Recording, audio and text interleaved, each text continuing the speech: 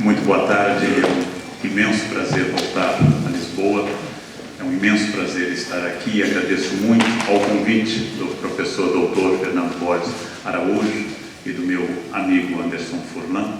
Agradeço ao convite dessa casa que me antecede em quase tudo, e o prazer de estar aqui falando num momento muito especial para discutir o tema que eu pretendo discutir, que é sobre ética, corrupção, um tema que, particularmente no meu país, o Brasil, é o tema do momento. E é uma alegria discutir esse tema nesse momento. Eu já comentei algumas vezes, inclusive na presença do Dr. Furlan, que há 30 anos, uma palestra sobre ética tinha todos os especialistas brasileiros em ética. Éramos 4. E nós nos ouvíamos com alegria. E quando alguém falava de ética kantiana, o outro de ética pragmática, o outro de ética especulativa, ética nicômaco, os outros aplaudiam, e aí sentávamos e falávamos entre nós. E é uma alegria que hoje, não apenas em ambientes universitários de escola como esse, mas em muitos ambientes corporativos, exista tanto interesse sobre ética.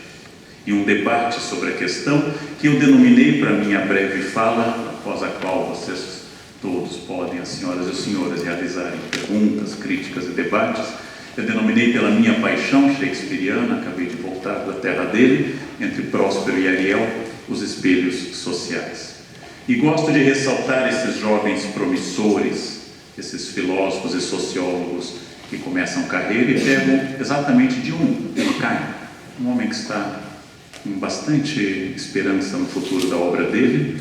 E Durkheim diz que uma sociedade não é constituída simplesmente pela massa dos indivíduos que a compõem, pelo solo que ocupa, pelas coisas que utiliza, pelos movimentos que realiza, mas antes de tudo, pela ideia que faz de si mesma. Émile Durkheim é um dos fundadores da sociologia.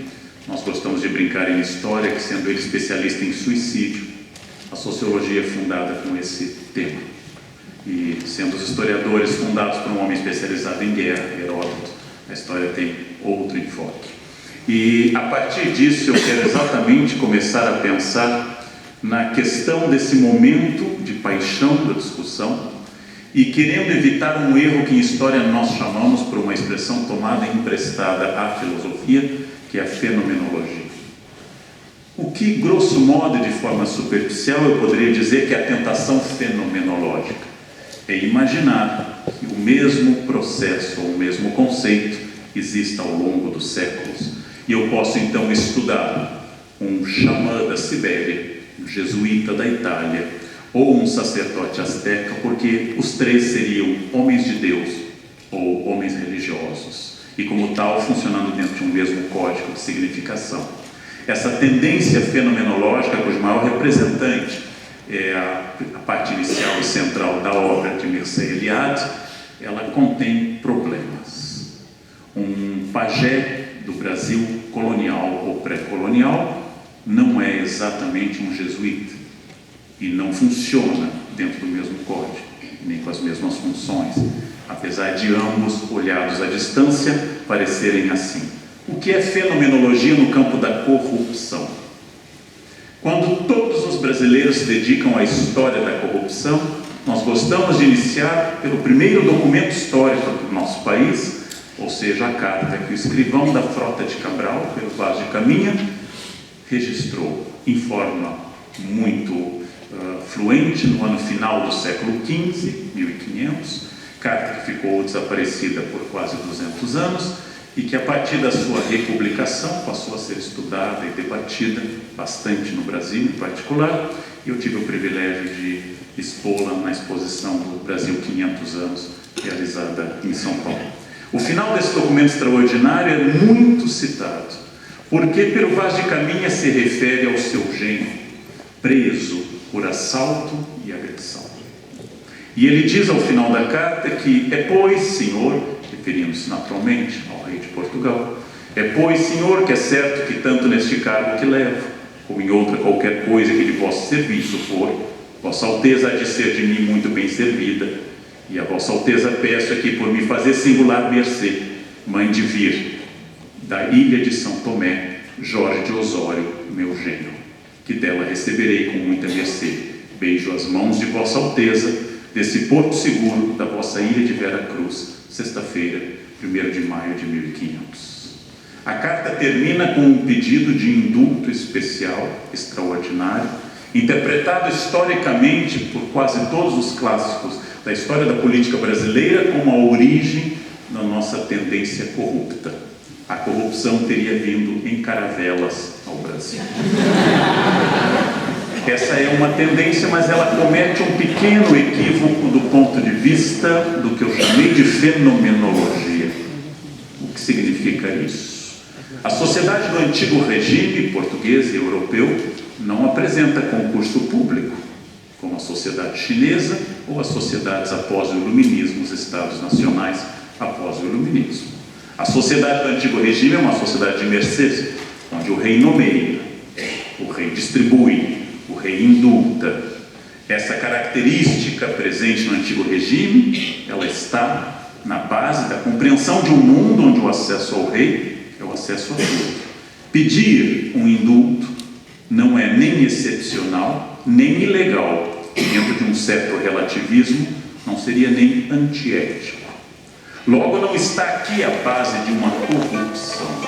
Está aqui a base de uma questão muito importante para entender, especialmente a zona colonial, o futuro Brasil. Está aqui a base de uma questão que é: eu preciso da proximidade do Estado para conseguir o que eu quero. O Estado está na base do discurso de praticamente todas as ações políticas. Possuí-lo, dominá-lo, ter influências, usufruir das suas benesses, faz parte dessa ideia do uso da máquina estatal. Vamos deixar Pero Vaz de Caminha e a frota de Cabral? Avancemos meio século, quando outro rei da mesma dinastia de Avis, Dom João III, nomeia o primeiro governador-geral para a primeira cidade brasileira que seria fundada em março de 1549, Salvador, para que antes de Salvador só havia vilas como São Vicente. Ao chegar ao Brasil com a capital praticamente inteira, nos porões do navio, das telhas ao regimento de Almeirim, das ideias às autoridades, Tomé de Souza traz também a bordo da nau capitânia os jesuítas, que iniciaram o trabalho da Companhia de Jesus na Bahia, e trouxe o nosso primeiro ministro da Justiça, o primeiro ouvidor-mor, Pero Borges. Nosso primeiro ministro da Justiça, maneira de eu atualizar a expressão ouvidor-mor, ele vem de Portugal já condenado pelo desvio de verba de um aqueduto no Alentejo. Tendo optado por pagar aos fornecedores na sua casa e sem recibo, descobriu-se que o viaduto não se construía, que o dinheiro se perdia, e ele foi condenado, e entre muitas negociações, sendo um homem fidalgo, ele acabou tendo como castigo o prêmio vir para o Brasil. Como estou falando de Lisboa, ir para o Brasil. Este foi o nosso primeiro ministro da Justiça. Também esse fato é retirado, e aqui estamos diante de um caso distinto da carta de Pero Vaz. Estamos diante de um caso de uma apropriação pessoal condenada pelas ordenações tradicionais de Portugal, especialmente manuelinas, e pelas futuras ordenações filipinas, que, como as senhoras e os senhores, muitos certamente estudaram, têm capítulos e dispositivos contra a corrupção, contra a apropriação indevida de bens públicos. Mas aqui está uma pista importante para entender, inclusive nos relatos de Pero Borges, como ele ficou horrorizado diante da falta de ética na colônia. Estamos recebendo um corrupto que se escandaliza na colônia. A expressão que vai aparecer na obra de Simão Vasconcelos, e futuramente no primeiro historiador com esse título oficial, que é Frei Vicente de Salvador, a mesma expressão aparece nos dois cronistas. O Brasil é pouco repúblico. Os brasileiros são pouco repúblicos. significando que tem pouca ocupação com a coisa pública, interessados apenas na questão privada. Frei Vicente atribui esse defeito a uma característica do demônio, já que o Brasil foi descoberto com um nome sagrado, terra e ilha de Santa Cruz e Vera Cruz, e o demônio, não querendo que o sagrado contaminasse a nova possessão lusitana, induziu que se trocasse para o nome de um produto comercial, Brasil. Então está no nome o problema, segundo Frei Vicente. Brasileiro é a profissão daqueles que extraem pau-brasil e através de escambo revendem na costa para seus usos hidráulicos, de extração de corante e assim por diante. Ora, sendo obra do demônio ou tendo vindo em caravelas, há uma característica específica no comportamento colonial. Que característica é essa? A expressão não é dele, mas quem a consagrou numa obra relativamente recente, Bolívar Lamounier, cientista político, é a cultura da transgressão. A cultura da transgressão, o livro de Bolívar Lamounier é de 2014, mas essa expressão aparece bem antes, inclusive em Raimundo Faoro, na década de 50, Os Dons do Poder.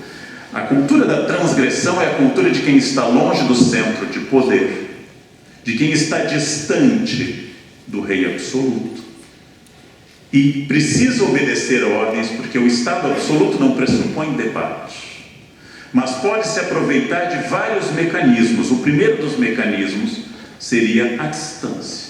O rei manda, a ordem real se acata, a lei se acata imediatamente.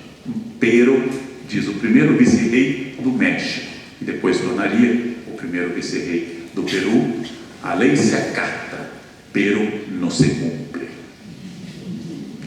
E identificar imediatamente na autoridade o poder, porém não cumprir o que a autoridade quer, é possibilitado pela distância. Distância aumentada num país até hoje vasto. O Brasil tem 8,5 milhões de quilômetros quadrados, onde muitas vezes, na cidade na qual eu moro hoje, em aniversário de São Paulo, feriado, fundação da cidade, onde a distância das cidades é gigantesca, onde a fiscalização é fraca, onde os mecanismos de controle são escassos, e os tribunais institucionais, sejam eles religiosos, como a Inquisição, sequer existiram na colônia, já que Portugal nunca instituiu no Brasil um tribunal como instituíra em Goa. Dessa forma, o rei está distante, a fiscalização é fraca. E não bastasse isso, o sistema colonial, expressão que é usada por uma parte da historiografia luso-brasileira, o sistema colonial pressupõe sobreposição de foros, sobreposição de legislações, imunidades e mecanismos múltiplos que mutuamente tendentes à anulação do seu próprio poder.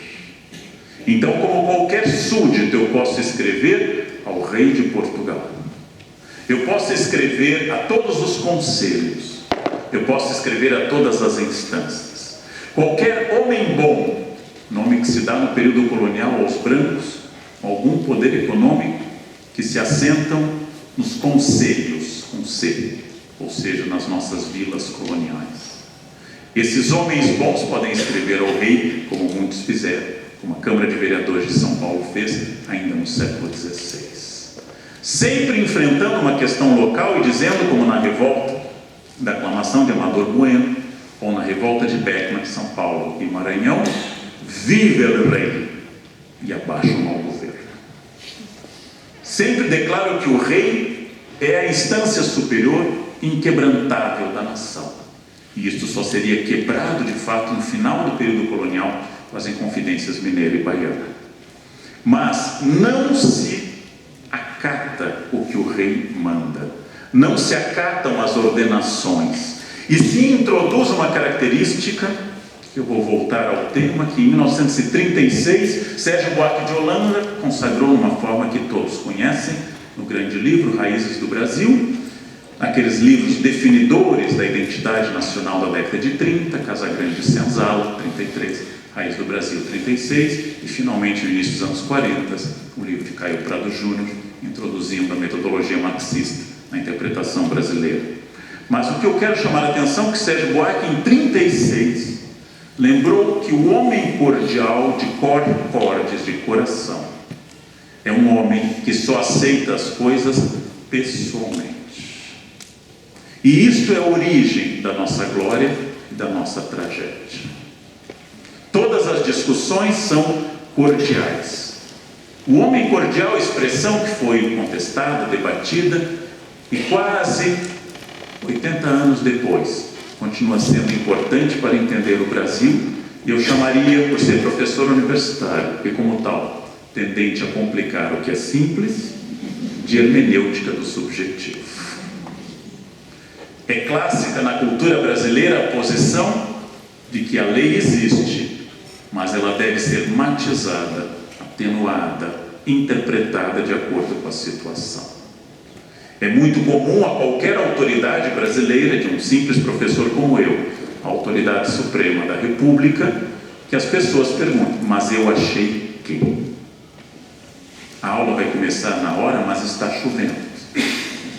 Não há uma cláusula meteorológica na combinação do horário da aula. Mas é muito comum no Brasil haver essa hermenêutica subjetiva. Professor, nós somos amigos, eu posso entregar o trabalho depois.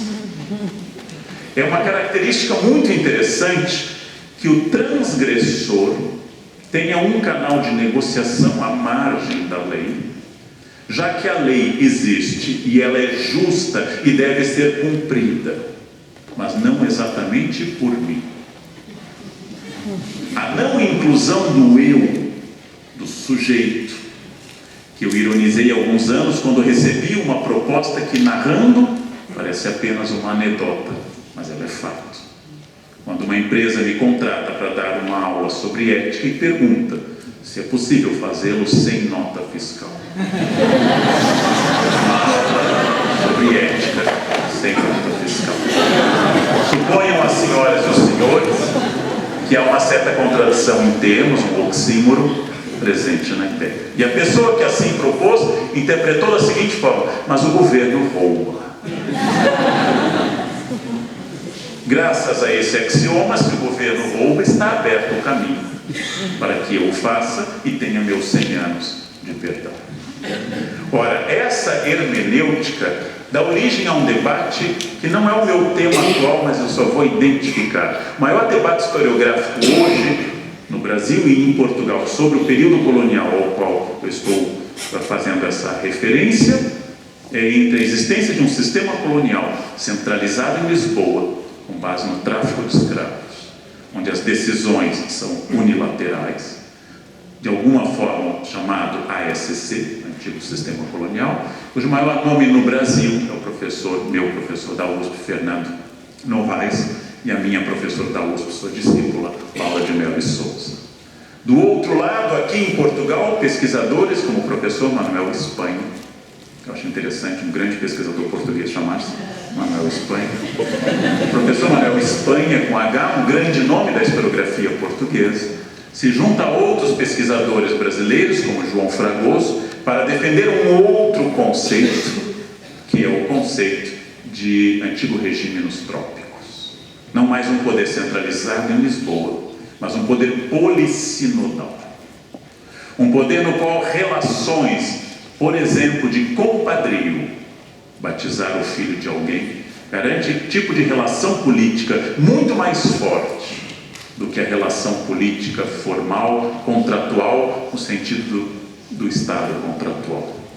Essa relação pessoal nasce de pesquisadores que na década de 60, como o inglês Charles Boxer, especialista em Império Marítimo Português, e brasileiros como o professor e meu colega da Unicamp falecido, professor Amaral Lapa, pesquisaram em arquivos, por exemplo, a movimentação de navios do porto da capital, Salvador, e descobriram que nós, brasileiros, tínhamos visitas frequentes e constantes de navios de Angola e não de Lisboa.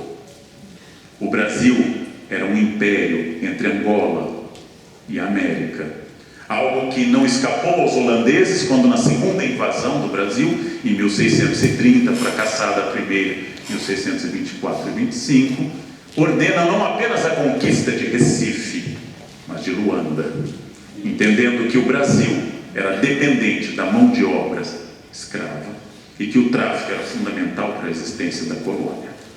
Ou seja, há um grupo que produz bastante sobre o antigo regime nos trópicos, que fala das relações de casamento, homens de grossa aventura, tese do professor Fragoso, e fala dessas relações traçadas na colônia, negando um axioma da historiografia marxista anterior, que pressupunha ser impossível a acumulação de capital na colônia, introduzindo a ideia que a colônia produz meios de negociação, que reforçam a teoria de 1936 de Sérgio Buarque e reforçam o conceito dessa hermenêutica do subjetivo. A capacidade de negociação, a capacidade de ter acesso pessoal às autoridades, a capacidade dessa percepção generalizada de que aqui não é que sejamos exatamente repúblicos ou não repúblicos, essa expressão para significar o que cuida da res pública, mas aqui somos, no Brasil e em Portugal, pessoas que temos relações diretas e pessoais.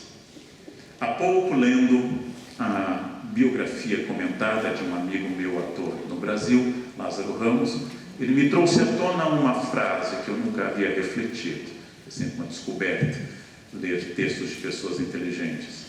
Quando a sua mãe trabalhava em uma casa, alguém gritava e alguém dizia: não grite comigo, eu não sou seu empregado. Significando, se eu fosse seu empregado, eu poderia gritar com você.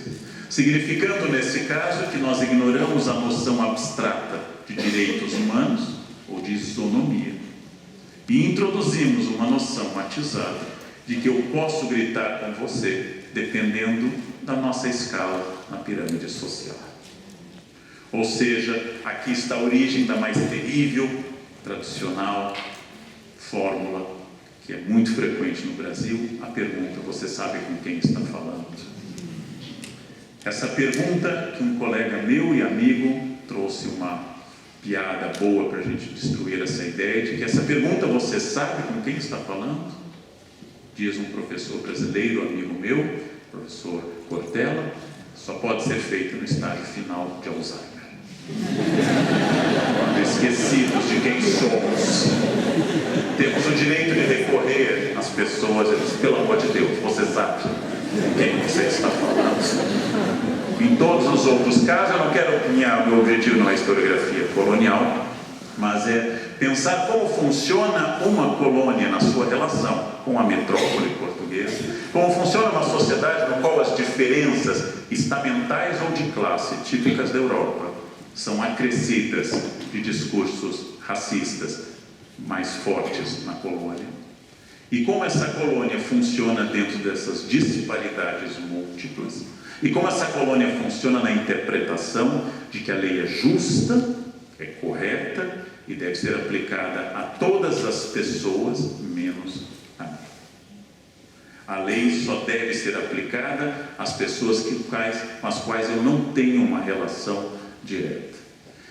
Quando Portugal prevê uma legislação fiscal muito mais entendida pelo meu amigo Furlan do que por mim, e já pressupõe que a sonegação seja parte dela, e já pressupõe um mecanismo discricionário que é a derrama, e já pressupõe naquele tempo terrível que Portugal cobrava 20% das coisas, não nos nossos tempos democráticos, em que o imposto se aproxima de quase 40%, naquele tempo terrível do século XVIII, quando havia o quinto previsto nas ordenações e mantido durante todo o período colonial, inclusive no Império, o quinto do ouro, os 20%, pressupõe já a característica que ele não será pago, e que a derrama, todas as vezes que foi exercida na região central da economia colonial do século XVIII, que são as Minas Gerais, ela vai gerir e gerar tensões quase insuperáveis. Ora, quem se levanta contra o quinto? Nobres, intelectuais, profissionais liberais, que não aceitam a injustiça da tributação, na sua maioria, quem se levanta contra a possibilidade da derrama são pessoas em dívida com o fisco público. Um dos mais corruptos juízes de Vila Rica, o português Tomás Antônio Gonzaga, associado a um dos mais corruptos advogados de Vila Rica, Cláudio Manuel da Costa. Tomás Antônio Gonzaga, juiz de ausentes, ou seja, administrando as muitas heranças jacentes e as muitas heranças de órfãos e menores, enriqueceu rapidamente na colônia, porque natural apropriava-se dos bens dos seus clientes. Tomás Antônio Gonzaga é um dos nossos heróis da liberdade, poeta maravilhoso, autor de uma das melhores obras da poesia do XVIII no Brasil.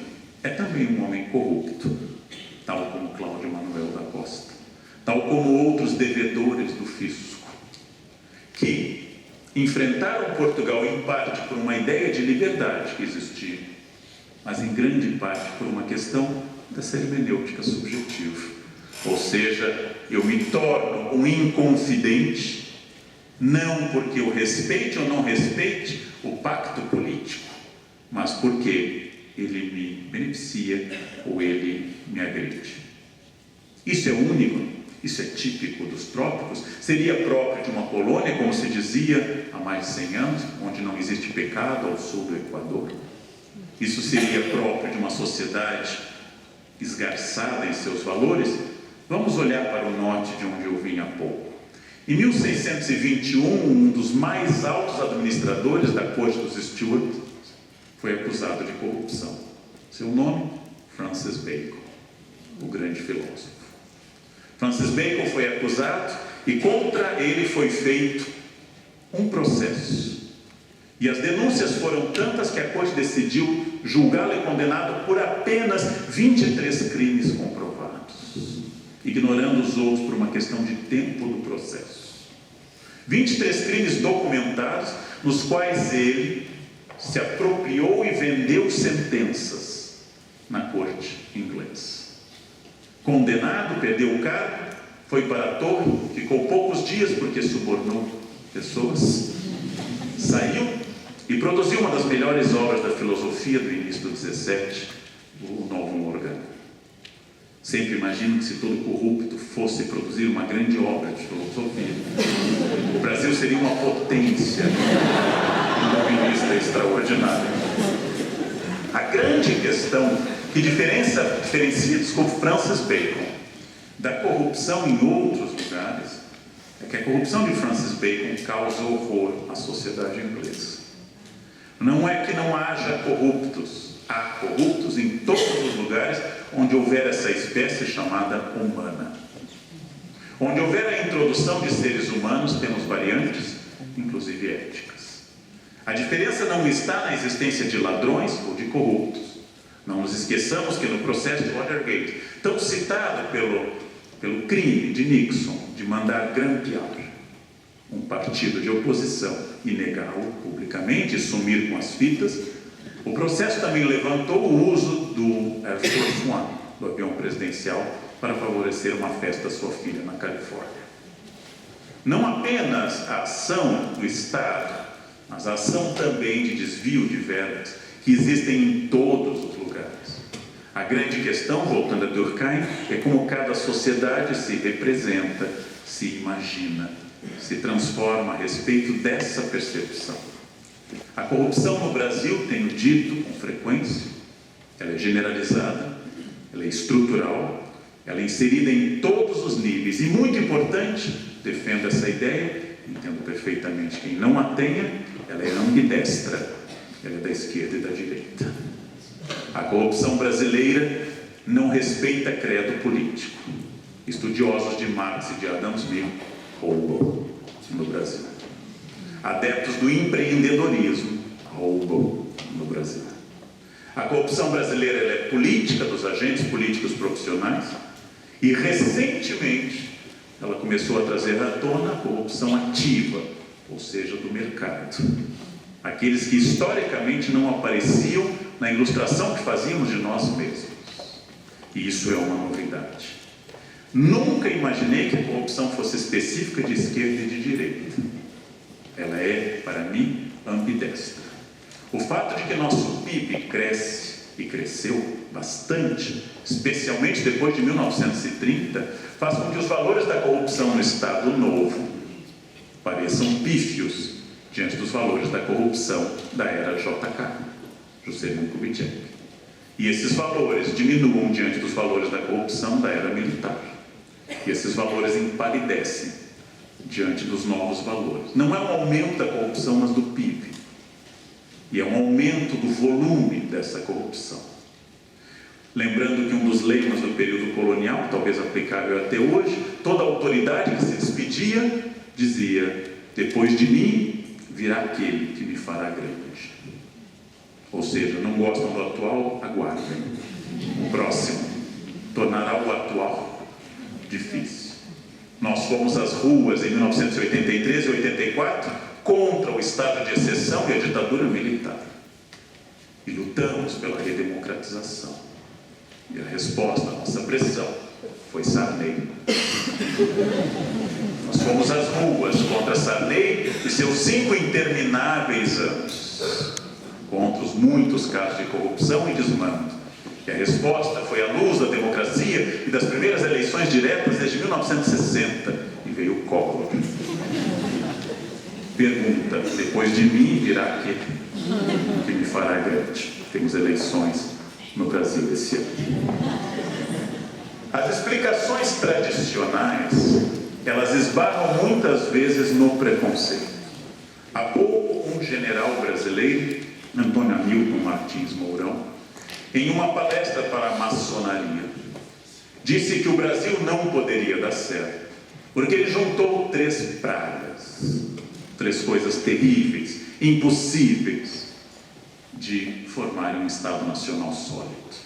A tendência portuguesa ao amparo do Estado, as pensões, as tensas e as prebendas, a tendência indígena à indolência e a tendência africana à magia.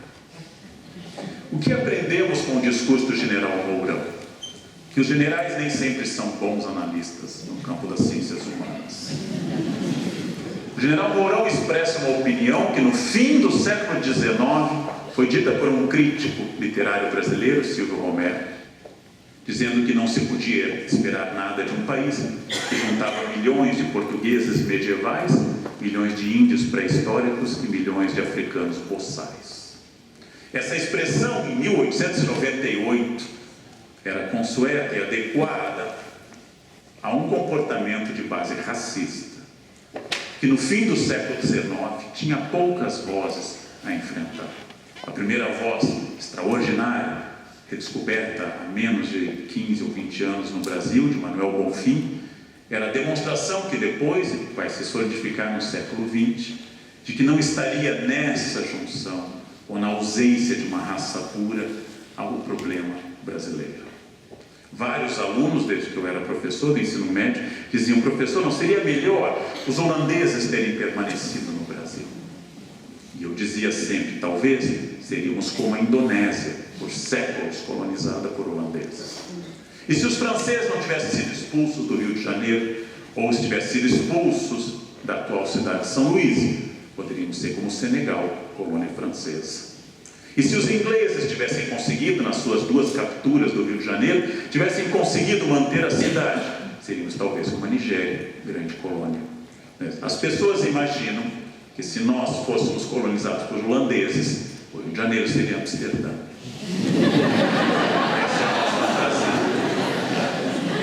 E se esquecem que exatamente é do tráfico colonial e escravista que grande parte da riqueza dessas cidades foi constituída em cima da exploração humana de um sistema que é sempre predatório de qualquer jeito.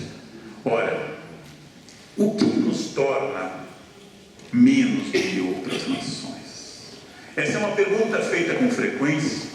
Um conterrâneo meu, Diana Mogo, num livro de 1954, Bandeirantes e Pioneiros, compara brasileiros e norte-americanos, estadunidenses, para tentar interpretar onde estaria a diferença, que ele identifica um pouco na geografia, tendência determinista daquela época, mas muito na religião.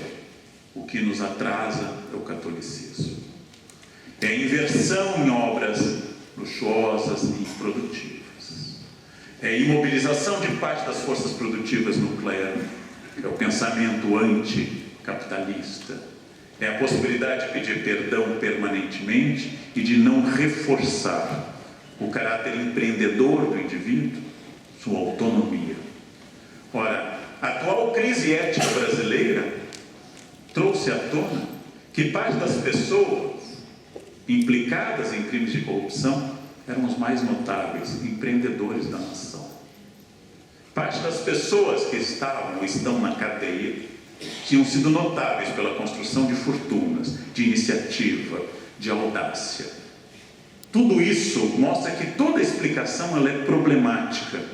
Toda explicação de fundo weberiano como essa, de atribuir ao protestantismo uma potência criadora e ao catolicismo um obstáculo a essa potência, é tradicional e está sempre na questão da representação que nós fazemos de nós mesmos.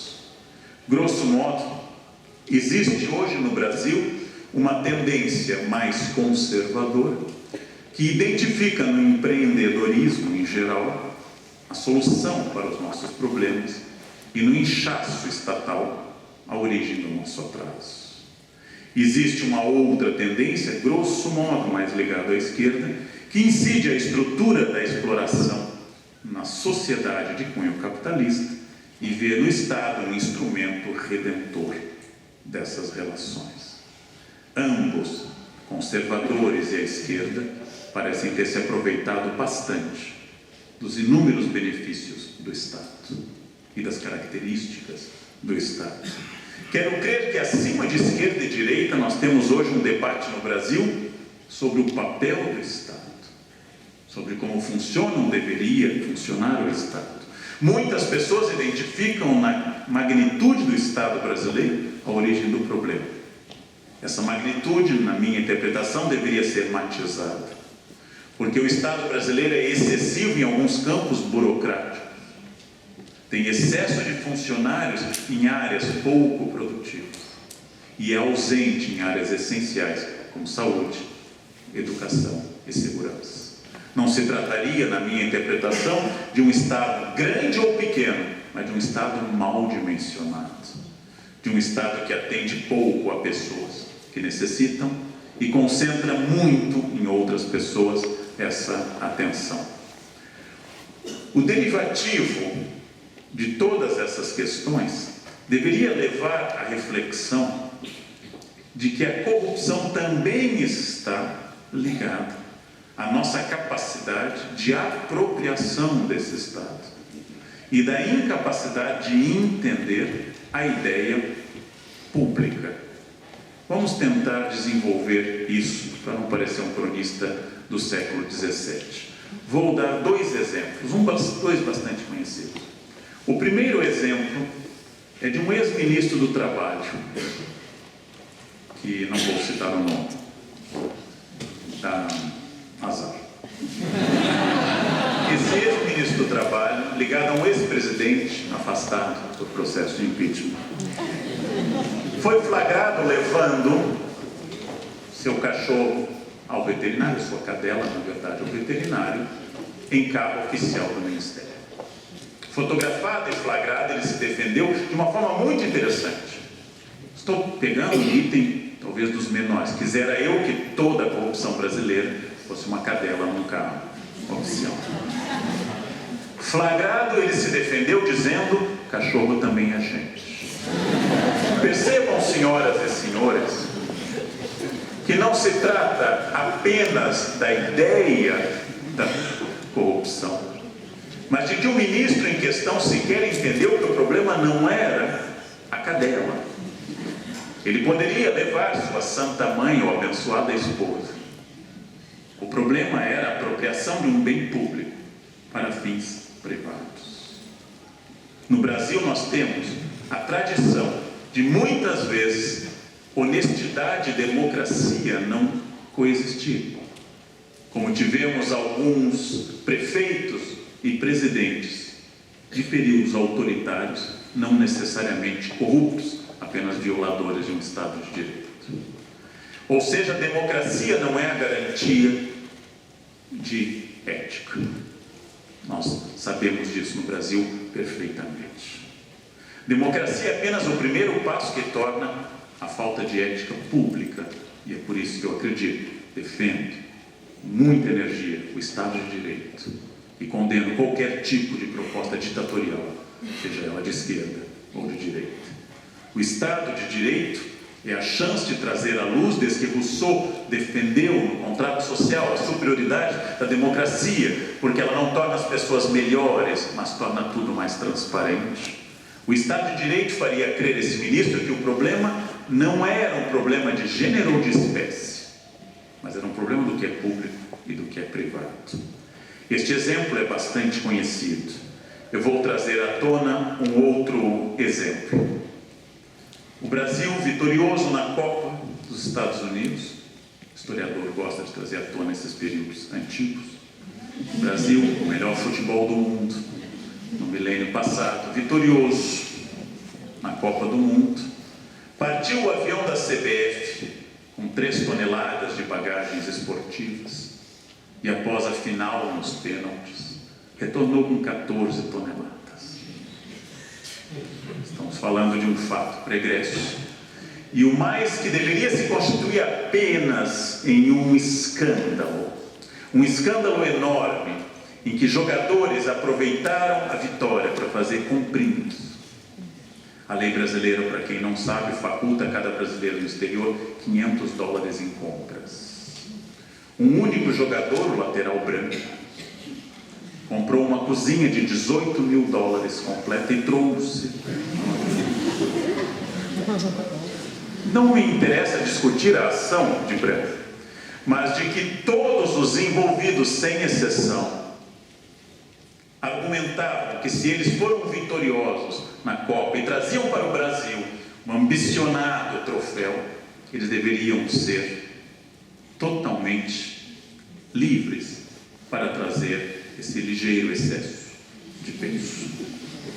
Ou seja, de que a lei se aplica exclusivamente a quem não vence uma Copa do Mundo, aos perdedores, aos derrotados.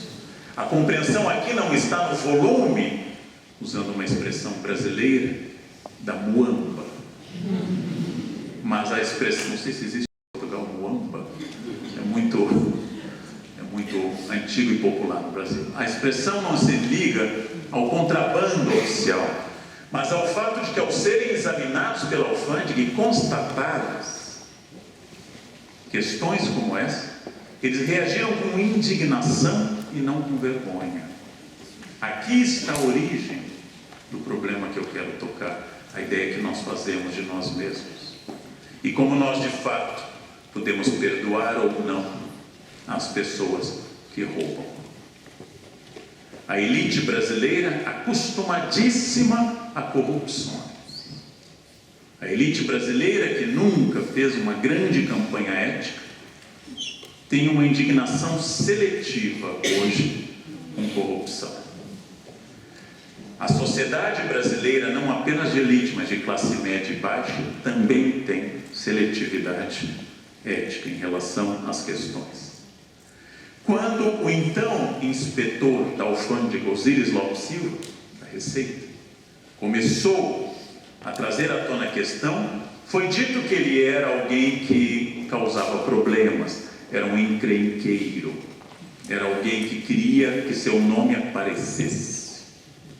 Mais uma vez, a lei não é interpretada como uma função relativamente neutra de organização social, despersonalizada da sua fonte, para garantir princípios éticos e superiores, como, por exemplo, a probidade ou a isonomia jurídica, mas a lei é interpretada como uma questão subjetiva que depende da minha interpretação. Eu acho extraordinário, aliás, o Osíris pediu demissão por causa do episódio e o presidente da CBF pagou um pouco de ICMS depois, de imposto depois. Todas essas questões remetem a problemas muito graves que nós temos que discutir. O crescimento na área jurídica deveria ser um crescimento entre dois princípios: basilares da ordem social: a coerção e o consenso. A coerção, que garante que o Estado tenha o monopólio da força e o monopólio dessa coerção, e que possa exercê-lo em nome de princípios relativamente neutros, não de bonapartismo político, que não existe, mas de que o fato de que o interesse estatal é superior aos interesses dos indivíduos, porque representa um interesse abstrato e superior, que é o da nação. A inexistência dessa concepção no Brasil, em que não há políticas estatais, mas apenas políticas pessoais e partidárias. O fato de que não temos um plano de educação, pensando nos próximos 20 anos. O fato de que não temos um orçamento de investimento na área de infraestrutura, pensando nos próximos 50 anos. O fato de que não temos um plano estratégico nacional para absolutamente nenhum campo no Brasil. É o fato de que os governantes brasileiros, há muitos anos, de esquerda e de direita, seja lá o que significa isso hoje, os governantes brasileiros têm 3 preocupações: reeleger-se, eleger seu sucessor e escapar da cadeia ao final desse processo. Coisa relativamente de sucesso até o momento.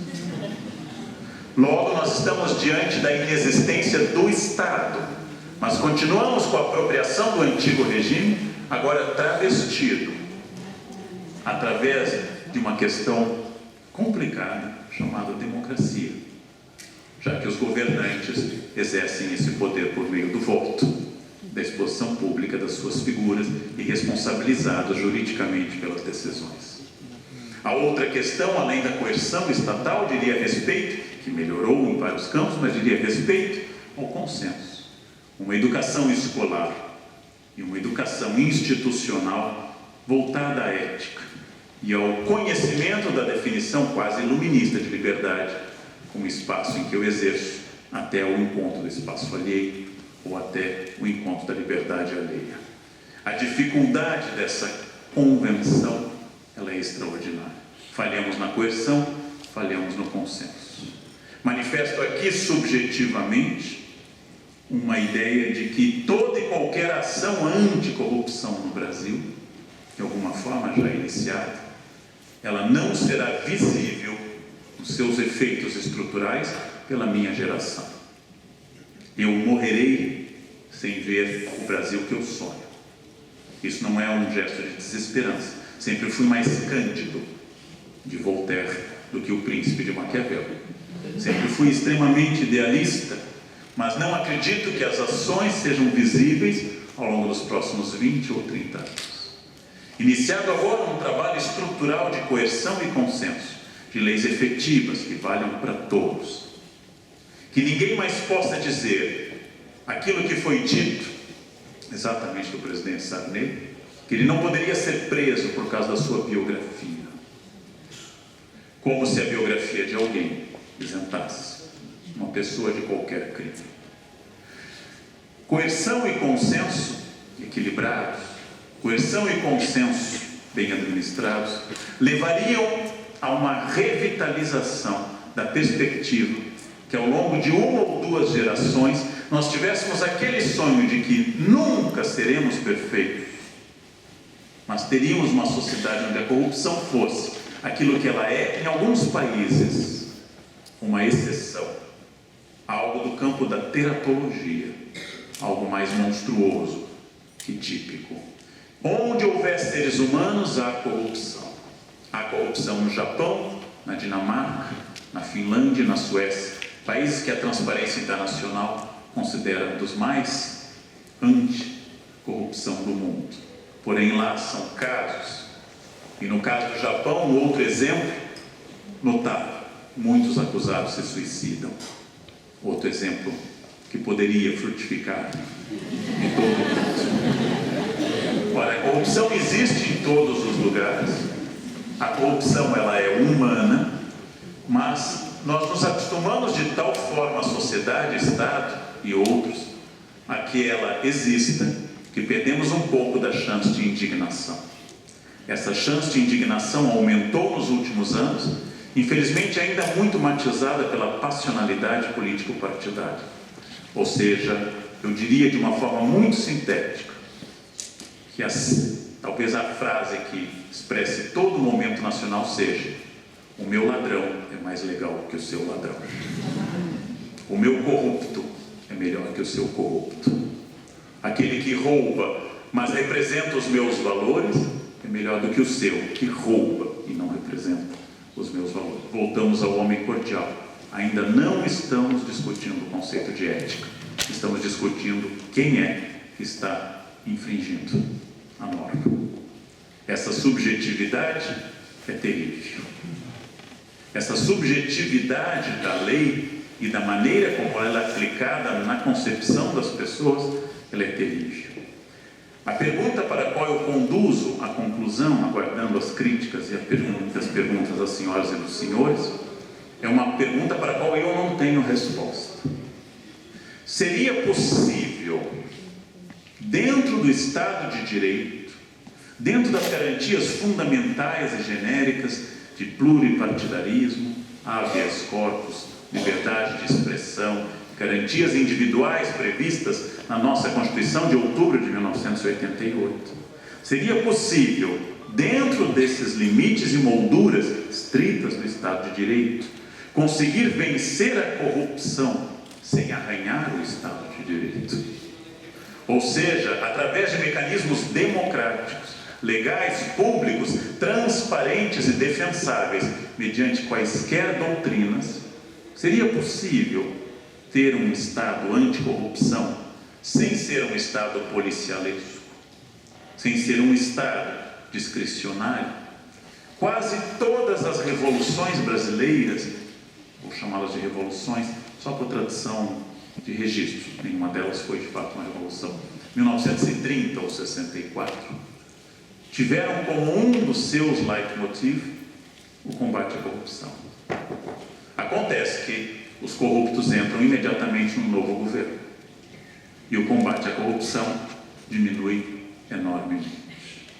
E como a cada nova década a corrupção aumenta de valor e talvez de desfaçatez, nós tendemos a achar que a década anterior era mais honesta.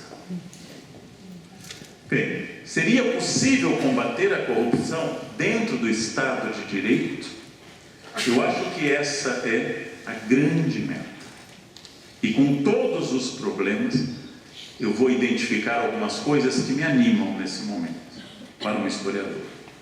É a primeira vez na história do Brasil, em 518 anos de história como nação, é a primeira vez que nós temos cidadãos milionários, brancos, presos. É a primeira vez. É a primeira vez na história do Brasil que pessoas muito poderosas, de governos ainda no poder, conheceram o dissabor da detenção. É a primeira vez que isso ocorre. Perseguição sobre o tema ética sempre foi no Brasil algo que os militares fizeram sobre o Celino Kubitschek ou sobre Jânio Quadros no período anterior, ou que Collor fez sobre Sarney, ou seja, que o governo seguinte fez sobre o anterior, identificando falta de ética com oposição e ética com situação. Há uma novidade. Ainda na situação, tanto os processos do início do século XXI como os atuais envolvem pessoas de destaque no governo. Isso é animador. Posso apontar uma ou outra questão a ser debatida, mas é bastante animador que isso seja feito. É bastante animador e, acima de tudo, que o tema ética tenha lotado sistematicamente auditórios no Brasil e no exterior. É bastante notável que o Brasil tenha, nesse momento, uma sensibilidade enorme ao tema. E é bastante notável que nós estejamos discutindo se antes sabíamos apenas os nomes dos jogadores da seleção. Hoje os brasileiros sabem os nomes dos ministros do Supremo Tribunal Federal e discutem com a mesma paixão que discutem o futebol. É bastante animador que o Brasil tenha discutido com toda a passionalidade possível, mas tenha discutido com frequência, que nós podemos trazer à tona questões para o debate público. Afinal, esse ministro é garantista. Pensem, senhoras e senhores, quem há 30 anos discutia se o ministro era garantista? Quem há 30 anos discutia a questão da materialidade da prova? Tudo isso hoje está nos noticiários. E nós fazemos exatamente aquilo que a primeira-ministra Israel Golda Meir reclamava há 40 anos, quando ela dizia que era impossível governar um país com quase 3 milhões de primeiros ministros. Ora, é essa passionalidade da discussão que está numa das origens da democracia. A capacidade de trazer ao jogo político as opiniões, com todos os problemas que envolve, inclusive, atualmente, com fake news e outras características da internet. Mas sempre houve fake news. Quando Júlio César queria aumentar sua popularidade, contratava pichadores para que nos muros de Roma retratassem calúnias contra seus adversários. Hoje, as fake news são mais poderosas. Se nós, que somos uma democracia relativamente jovem, restaurada em 85 parcialmente, um pouco mais em 88 com a Constituição, e mais ainda com a restauração de eleições diretas, temos esses problemas. Imaginem um país que nunca teve um golpe de Estado e que vive há mais de 200 anos em perfeito cumprimento das instituições, Estados Unidos, que tem problemas com fake news e com caráter do Estado debatido nacionalmente.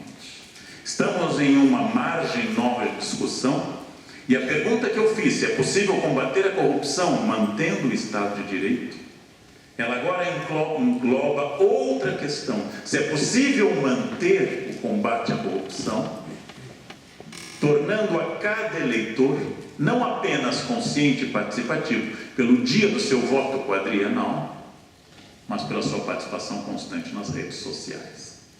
É possível administrar diferenças de classe, diferenças de gênero, diferenças de concepção do mundo.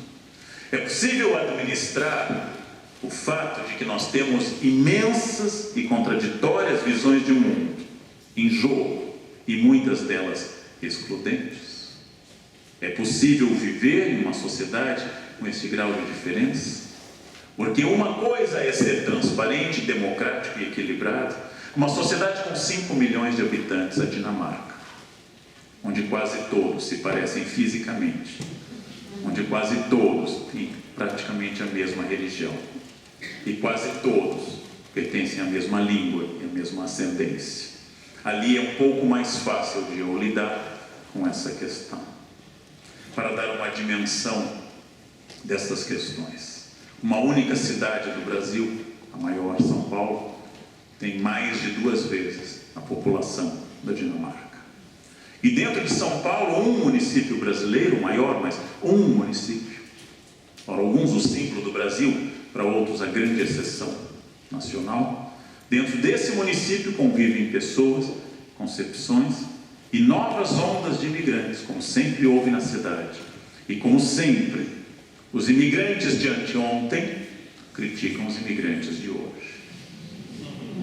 Quando os italianos chegaram a São Paulo massivamente após 1870, a elite tradicional, que a gente chamava paulistas hoje, 400 anos, denominaram a esses imigrantes italianos de carcamanos, de pessoas sem eira nem beira, de analfabetos, da pobreza italiana, ao qual o grupo se somou à onda de imigração libanesa e outros genericamente conhecidos como turco, porque o Império Turco Otomano englobava todas as regiões. Esses italianos enriqueceram, e o homem mais rico de São Paulo, após a guerra, é um italiano, Matarazzo. E quando começam as imigrações internas, ou de nordestinos, ou novas ondas migratórias, como de coreanos, essa elite italiana começa a olhar para esses novos imigrantes com uma desconfiança brutal. Num país em que, tirando os indígenas, todos somos imigrantes. Num país em que, tirando as massacradas populações nativas, todos estamos ali, ou à força, ou porque fugimos da pobreza. Claro que anos depois, todos reconstroem sua história de imigração vindos de condes e duques que abandonaram suas cidades europeias por acharem que o sol era mais brilhante no Brasil. Quando esses imigrantes coreanos e outros se instalam, olham para essa nova onda atual dominantemente boliviana e haitiana em São Paulo.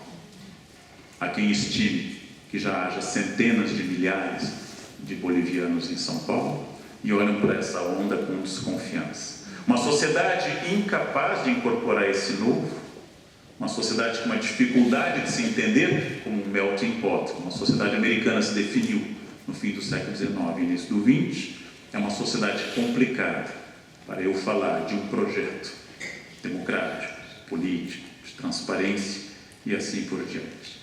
E ao mesmo tempo é exatamente nessa sociedade brasileira, multiétnica, contraditória do ponto de vista econômico e social, com visões regionais impressionantes na sua diferença, com uma capacidade de olhar o mundo muito mais diferenciada, porque muito mais variada do que um país como a Dinamarca. É aqui que está o desafio, não apenas de construir uma sociedade democrática e não corrupta, mas de discutir qual o patamar que tantas vezes europeus discutem hoje em função de ondas migratórias, qual o patamar da convivência com a diferença. E por que nós devemos incorporar esse novo? E por que nós devemos arcar com o ônus de problemas em outras áreas? E por que nós devemos adaptar? E o multiculturalismo e todas as questões que envolvem um protagonismo político inteiramente novo, inteiramente distinto, inteiramente à parte da geração que nos fundou, que nos trouxe até aqui. Sem valores solidificadores, como o cristianismo na época das expansões marítimas, ou valores unificadores como uma ideia europocêntrica, ou valores unificadores como civilização, etc., como nós fundaremos um novo pacto? E como será possível enfrentar essa transformação mantendo a crença em questões fundamentais, como Estado de Direito, transparência e a luta contra a corrupção? A pergunta que eu faço, porque acho que o essencial em toda reflexão é fazer perguntas, é que pela primeira vez, acho que em toda a história deste país jovem, pela primeira vez, o Brasil está enfrentando essas questões dolorosas. Não respondendo e nem solucionando, mas enfrentando essas perguntas. Usando uma expressão muito brasileira, trouxemos o bode para a sala. O bode incomoda. Ora ele zurra, ora ele urra, ora ele grita no Supremo, ora em Porto Alegre, ora em São Paulo, ora nas muitas comunidades carentes do Brasil. O bode está na sala. O Brasil, que se fantasiou com uma terra que ocultava esses problemas, trouxe à tona. Lancetamos, como eu tenho dito no Brasil, o furúnculo da corrupção. E o que está saindo naturalmente não é água de rosas. Pela primeira vez estamos começando um processo de debate teórico e prático, que muitos veem com desconfiança e outros com esperança, e pelos mesmos motivos somos obrigados a encarar o fato de que o resultado de ontem levou gente à rua bebendo champanhe e levou gente à rua para protestar. E ambos são brasileiros, e ambos são cidadãos, e ambos pertencem a um Estado de Direito que gostaria de atingir a perfeição expulsando a outra parte. O Brasil será perfeito quando expulsarmos, e esses dois pontos traduzem a grande questão. Essa é uma resposta antiga. Já foi dada de várias formas, já foi dada de vários jeitos, nenhuma satisfatória.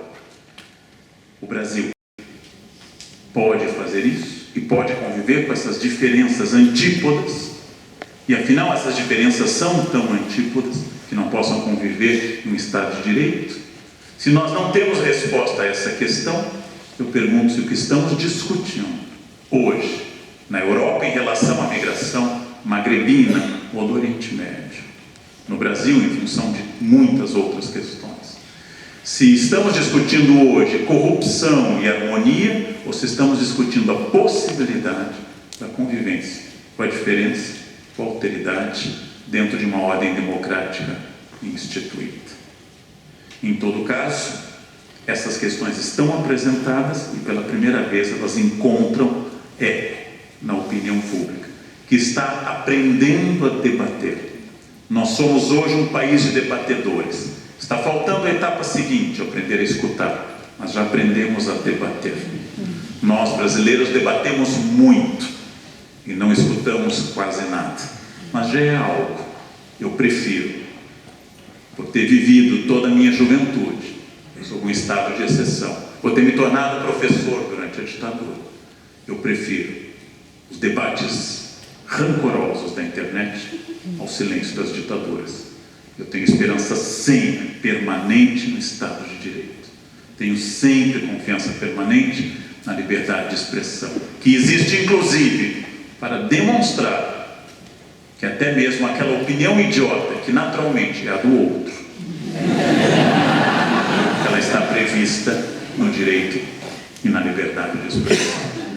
A liberdade de expressão não existe para que eu ouça o que eu quero, mas que eu ouça também o que eu não quero, para que eu possa submeter ideias a público e receber, como eu recebo como pessoa pública, dezenas de opiniões, inclusive que demonstram aquilo que a linguística estuda há anos. A responsabilidade da emissão da mensagem é minha, a compreensão é uma responsabilidade do outro. Ou seja, que eu não posso juntar sempre significado e significante na fala, e de que cada um interpreta, e de que essa liberdade hermenêutica é de fato uma liberdade e faz parte da capacidade de conviver com essa diferença, que nenhum país resolveu perfeitamente, mas nós brasileiros nunca tínhamos tentado resolver antes, porque apenas uma voz era escutada na imagem oficial do país, e que essa voz hoje possa aparecer e que ela possa ser traduzida, que ela possa ganhar as ruas e muitas vezes estar na internet, em que as pessoas se acusam, com razão ou sem. É o barulho de um fenômeno fascinante chamado democracia, arranhada, usada, desgastada, problemática. Mas democracia ruim é melhor do que ditadura boa. Muito obrigado pela atenção.